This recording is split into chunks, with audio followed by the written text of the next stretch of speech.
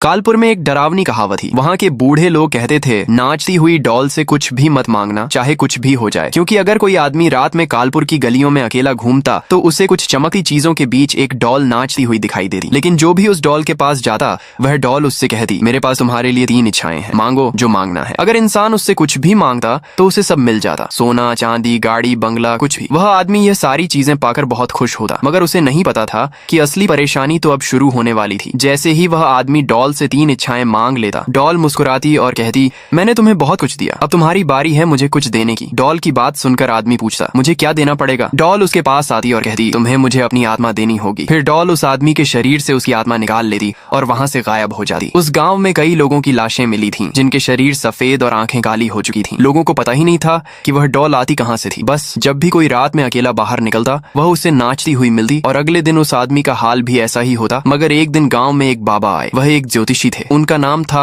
बाबा जय साहुर। बाबा जय साहुर कोई आम आदमी नहीं थे। उन्होंने अपनी जवानी में 100 साल तक तपस्या की थी और उन्हें इस गांव के बारे में हर चीज पता थी। बाबा आए और कुछ देर तंत्र विद्या की, फिर गांव वालों के पास आकर बोले, तुम लोगों को समायरा को नहीं मारना चाहिए था। गांव वाले चौंक गए, समायरा? लेकिन आपको उसके बारे में कैसे पता? बाबा बोले, मुझे हर चीज पता है। सालों पहले इस गांव में समायरा नाम की एक लड़की रहती थी। वह छोटे मोटे जादुई करतब दिखाकर कुछ पैसे कमाती थी, सिर्फ अपने छोटे भाई यासीन के लिए। उसका छोटा भाई यासीन भी जादू सीखना चाहता था ताकि अपनी दीदी की तरह वह भी जादुई करतब दिखा सके। समायरा रोज शाम काम से लौटकर अपने भाई को जादू सिखाती थी। मगर एक रात जब समायरा यासीन को जादू सिखा रही थी तो यासीन कुछ ज्यादा ही अलग तरह का जादू करने लगा। समायरा ने भी ऐसा जादू पहली बार देखा था, लेकिन यह सब घर में बैठे गांव वालों ने देख लिया। वे डर गए कि कहीं यासीन का जादू उन पर भारी न पड़ जाए। सबने मिलकर यासीन और समायरा को खत्म करने की योजना बना ली। शाम को जब समायरा और यासीन घर में थे तभी गांव वालों ने बाहर से घर में आग लगा दी। आग पूरे घर में फैल गई, मगर समायरा ने समझदारी दिखाई और समय रहते अपने जादू से यासीन को कहीं दूर भेज दिया। मगर समायरा खुद को नहीं बचा पाई और जलकर मर गई। उस दिन से समायरा की आत्मा ही वह डॉल बनकर हर रात नाचती है। बाबा जय साहुर की बात सुनकर पूरा गांव सन्न रह गया। गांव के बुजुर्गों ने कहा, बाबा आपको कैसे पता कि यासीन बच गया था? बाबा हल्के से मुस्कुराए और बोले, क्योंकि मैं ही यासीन हूँ। बाबा ने अपना रूप बदला और वह यासीन में बदल गए। फिर बोले, सालों तक मैंने जंगलों में तपस्या की, मगर जब मुझे उस डॉल के बारे में पता चला तो मैं समझ गया कि वह और कोई नहीं, मेरी दीदी ही होगी। अचानक गांव का आसमान बदलने लगा। बाबा जय साहुर जोर जोर से पागलों की तरह हंसने लगे। फिर उन्होंने अपना हाथ जमीन पर जोर से पटका